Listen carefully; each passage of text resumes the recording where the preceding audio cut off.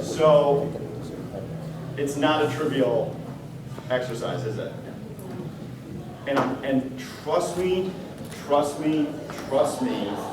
an investor or you're a founder of a company, you need to know your cap table like the back of your hand. So let's take a look at what this thing actually looks like on a $51 million raise. What it looks like is this, and this is actually the cap table of my second company when we raised $50 million. And this is what it looks like on the exit and all that. You can solve for everybody in these equations. So sorry. Pull it out a little bit more. Okay. So again, you take a look at this. We have to go and dilute people throughout this. So we're creating 13%. I think I saw some of you were on the way with this, right? So we dilute everyone by 13%, 25% comes in, we have 10, and then we're going right down the path, okay? Then again, you can go and solve for all this stuff. $51 million raise, $300 million exits, the number of employees, what each employee is getting, their strike price is 20% below the valuation of the company post money, and you can see exactly what their strike price is. And then their taxes are determined if they held the shares or not. Some employees did, some didn't. And you build all this, as you know, everybody knows Excel, you build all this with formulas, right? But you're always solving for X. When you dilute, you're always solving for X. And I know everybody in this room did good enough in the SATs that you can solve for X. Okay? Does that make sense for everybody? It's not trivial, but you have to do this. And if you're going to be an investor, you're going to want to know your cap table, or if you're going to be an employee, either a founder or somebody that gets shares, you're going to want to know this stuff like the back of your hand. It's very, very obtuse for most people. So this was a bit of a sprint. Usually this exercise takes about 2.5 hours, and we did it, in 45 minutes. I would say there was no clear winner. And Madison Venture Group was going to give $100 to the winner. So here's what we're going to do. Madison Venture Group is going to give $100 to the team that negotiates, in their view, the best in the negotiation rounds. So that's where the $100 will go. Now, again, we're going to start the program now. BarTrack's going to go first. They're going to give you your pitches. You're then going to go one at a time and do the Q&A with them and with BarTrack and BeatGig. Then we have lunch. Then you work on your defensive investment round, and then your negotiations. And the judges will be observing the whole time. Okay? Everybody finishes in the money, and we're very, very, very fortunate that Lighthouse Labs put up the money for that. Lighthouse Labs does great work with Virginia startups. Sorry, American University people. But they do great work with Virginia startups. So if you're in Virginia, you gotta take a look at Lighthouse Labs, and they do great work. I want to go over our judges really quickly that are here. So we have my friend Brian Bostic, that's over in the corner. And Brian is a founder of Startup Virginia and has had multiple exits, and he's an entrepreneur, he's a good friend of mine. He's on the advisory board of the Center for Entrepreneurship. And then my good friend, First Lady Marianne Alger. She's also on the board of CFE. And Marianne, aside from being the First Lady of the university, was previously a banker. And so she has a lot of finance experience, she has a lot of investment experience. So again, you're being judged by people that are entrepreneurs, that have done investments, and you got real companies coming up. Do we have any questions before we start the presentations? Okay, so let's go with BarTrack first.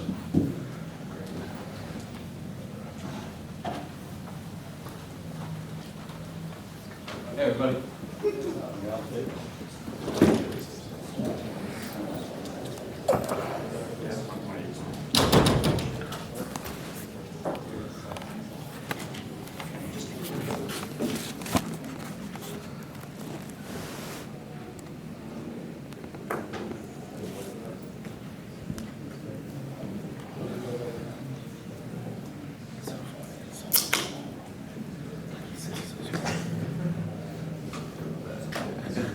Good.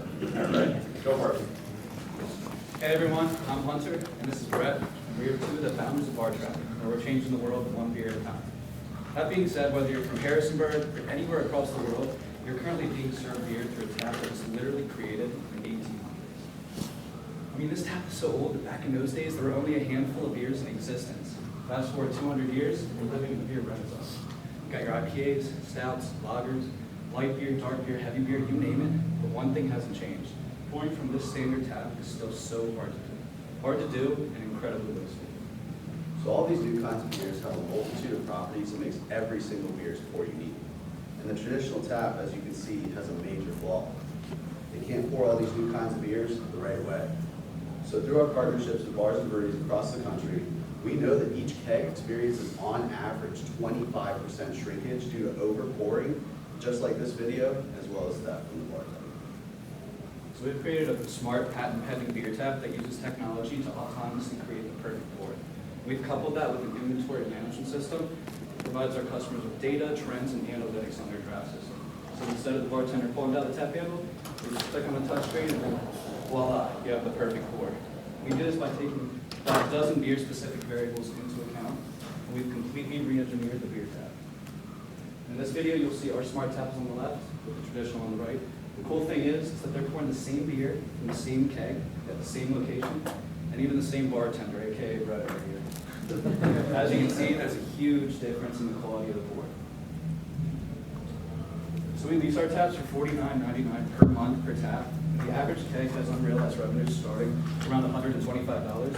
So this means if our customers pour just one keg through our taps a month, that they've already made up for the lease and started earning profit. However, the average keg is poured pretty much like once a week. So this means our customers are going to be able to increase their revenues by thousands of dollars every single month. And I'm no Warren Buffett, but man, this puppy pays for itself. So we talked a lot about shrinkage, but let me map out what this looks like for a small establishment financially. So let's take, for example, Three Notch Brewery, which is located in downtown Harrisonburg. Now this establishment, which has 12 taps, is suffering from unrealized revenues totaling greater than $58,000 every single year. Now after the cost of our product, this establishment will be able to reap about a $46,650 profit every single year. But don't just take my word for it, or just this one example. There are bigger customers located in the DC metro area that are losing upwards of $100,000 a year just from beer shrinkage. So let me tell you a little bit about where we are and where we're going. In 2019, we reached our first $1 million in revenue. By later this year, we plan on having a minimum of 200 locations. We're going to begin raising our Series A towards the end of the year or next year, and then by this time next year, we plan on being in franchises and partnered with other line cleaning companies and stuff like that. We have assembled a dynamic team of individuals that has experience in bartending, brewing, engineering, coding, management, and more.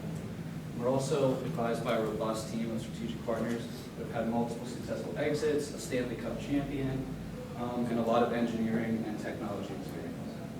So together we have created a product that not only saves our customers beer and money, but we're now able to disrupt the beer supply chain as well. Cheers to that, and thank you.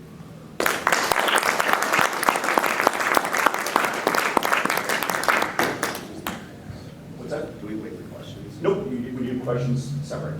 Those. Thanks. So next we have It's not bad for the first time cohort reading that one, thing. Connor from BeatGig. Good job, bro.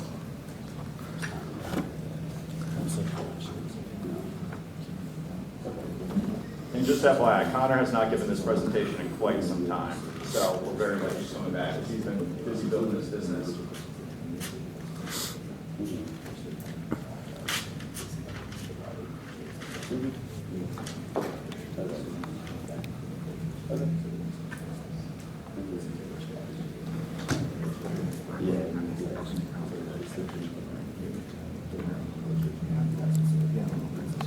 All right. Hi, everyone. My name is Connor Ferresi, and I'm the co-founder of BeatGig. I'm very excited to be here today and present this opportunity to you guys.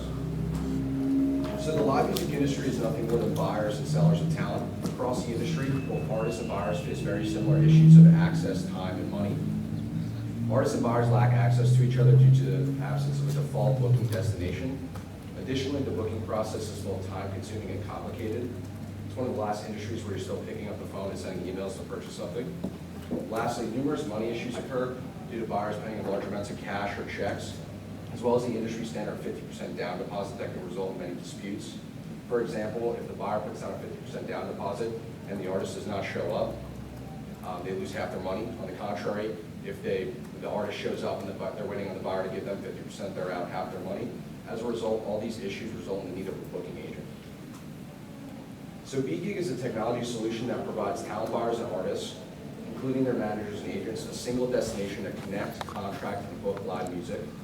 We streamline the booking process by making it possible to book with a few clicks of the button, and we handle money securely all through our escrow system. So why do we feel the time was right to launch BeatGig? Well, due to the rise of the platform economy, we felt it was definitely necessary in this extremely outdated industry to launch a technology platform. Just like you use Uber to get from point A to B, use Airbnb to book a room, use Expedia to book travel, or use Etsy to purchase goods from an artist, BeatGig will allow you to be the platform to book live music. Furthermore, we found a dramatic secular shift in consumer spending. The value of the recorded product has sharply declined as consumers choose free file sharing and streaming services over purchasing live music. As a result, the live music industry is booming with artists now making 70 to 80% of their income off of touring.